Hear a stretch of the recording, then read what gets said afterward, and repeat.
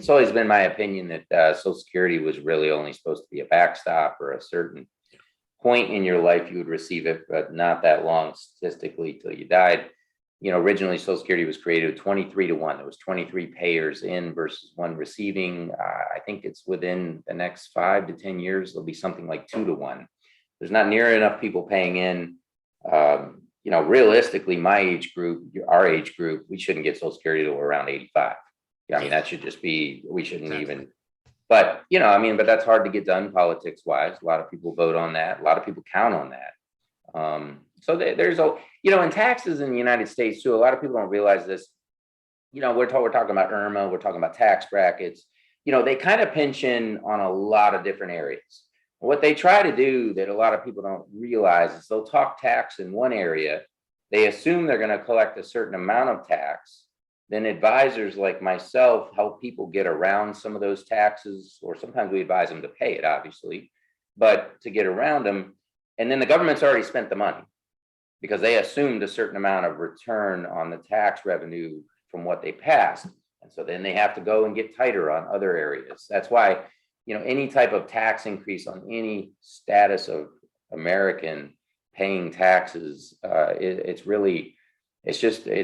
eventually goes through everybody. So when they start at one level of tax, trust me, everybody eventually gets caught up in the tax, because everybody just avoids, they've already spent it, then they got to go get more, and so on and so forth. But Social Security in general was really supposed to be a backstop. The genius part of Social Security is it really just about eliminated poverty. When it was created, that was the design of it, where if you had everything else go wrong in your life, that was at least something to backstop you in retirement. It was not necessarily meant for a 50% of your income, or 70 or 80. 25 to 30 is okay. But that's where it's really changed. And again, that's a politics thing. It's very hard for the politicians to pull the trigger on that and say they can't do it because people won't vote them in. Yeah. And essentially, as long as we can print money as a country, which is very up for debate, to print this infinite amount of money, you might be able to get away with it. It's very possible. But it's unlikely. But, math ends up catching up sooner or later, no matter who you are. But as long as the rest of the world is printing money, we can probably expand as well. The inflation thing is a very interesting new dynamic that's thrown into the market that I don't necessarily know how that will play out. But again, I've been saying this for quite some time. No one alive today has been through rising tax rates and rising inflation.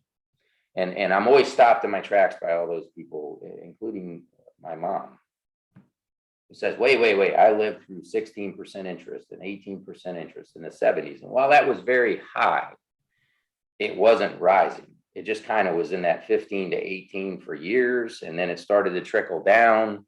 Same with taxes. Taxes have been coming down since the 50s, I think was the absolute height, all the way through the 70s and the Ronald Reagan era, which, you can read through history as to why that'll happen.